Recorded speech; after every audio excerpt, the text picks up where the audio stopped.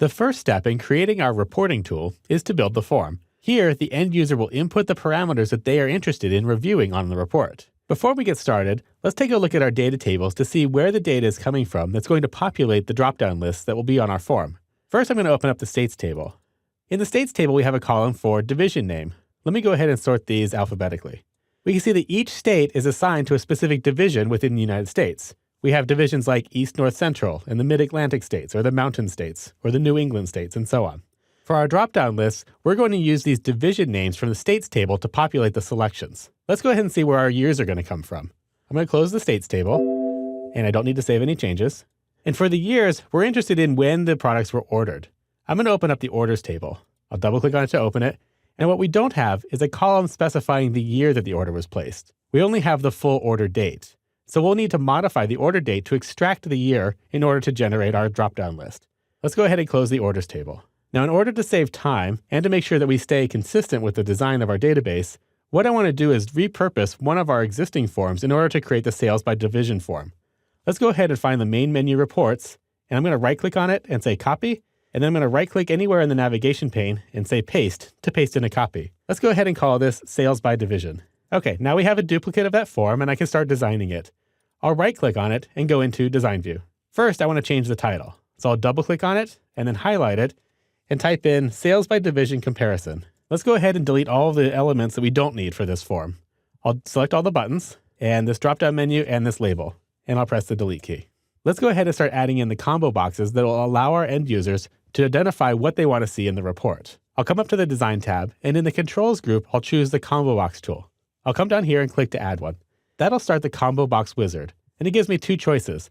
It says I want the combo box to get the values from another table or query, or I can choose to type in the values that I want. Instead of using the wizard, let's enter in the query manually.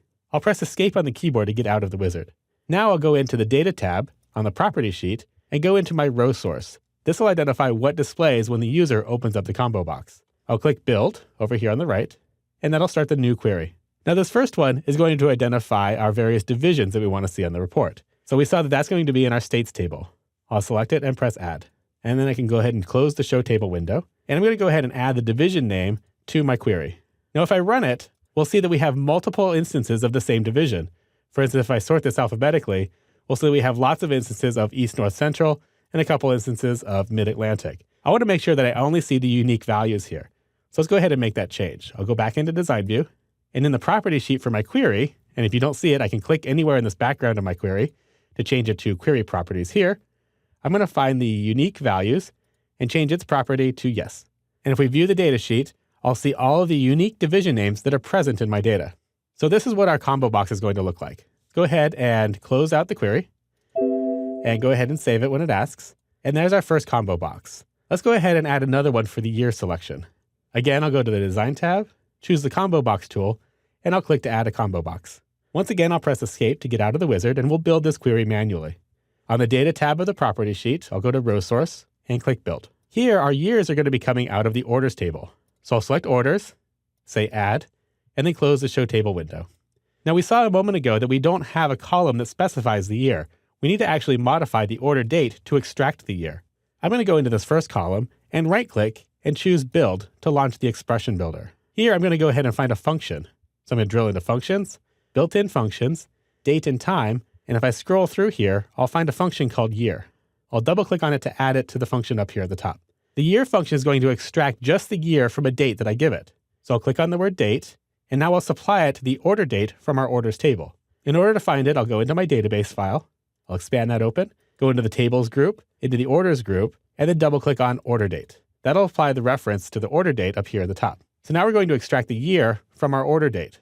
Let's go ahead and give this a meaningful column alias. I'll call it year, and then put a colon. So the column will be named year, and then it'll use the year function. Go ahead and say OK. Once again, we'll see that we get multiple instances of the same year. So I need to make the same change I made a moment ago. Once again, I'll go back into Design View. In the Query Properties, I'll click here in the background to change this to Query Properties. I'll find Unique Values and change it to Yes. Now, the last thing I want to do is make sure that these sort properly. So in the Sort column, I'm going to choose to sort ascending.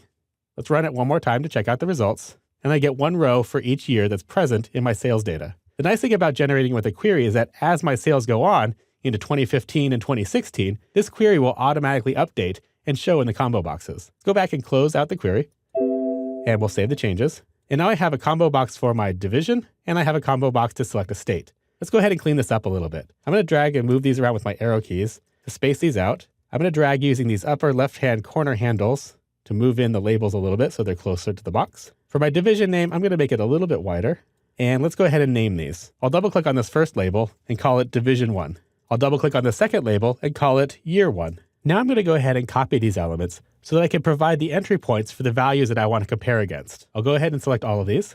I'll press Ctrl-C and Ctrl-V on my keyboard to paste a copy. Then I'll just change these labels from Division 1 to Division 2 and from Year 1 to Year 2. Finally, I need to name each of these combo boxes so that I can refer to them in the query. I already know what form they're on, the Sales by Division form, so let's give each of these combo boxes a unique name. I'm going to go to the Other tab here and find the name property for this first one. And I'm going to call it CBO Division 1.